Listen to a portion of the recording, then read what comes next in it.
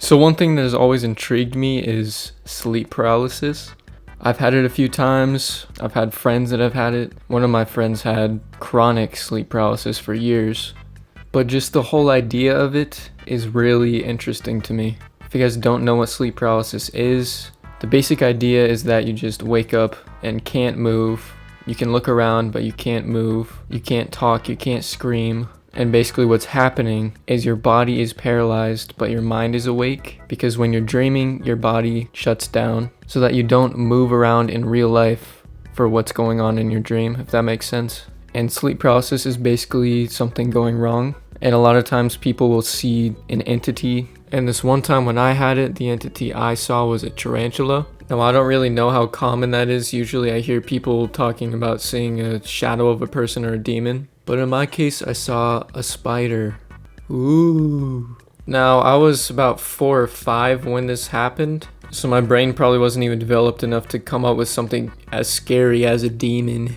I mean, when you're a kid, the scariest thing you could possibly think of is some kind of monster under your bed. Anyways, it all started when I was having this dream. I was in a daycare. There was this sand table that a bunch of kids were around, and on top of it was a tarantula. The daycare instructor or whatever was letting all the kids pet it and hold it.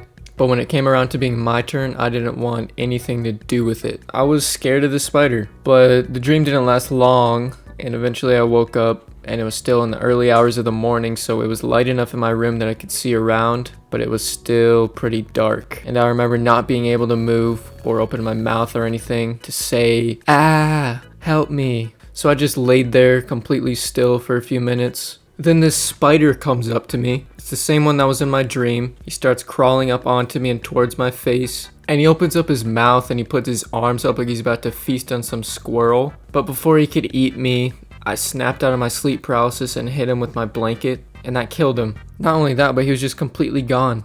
So because I was a stupid kid, I didn't know what was going on. I talked to my parents about it, and they treated me like a child, of course, but my dad went along with it. He said he captured the spider and set it free so I wouldn't have to worry about it anymore.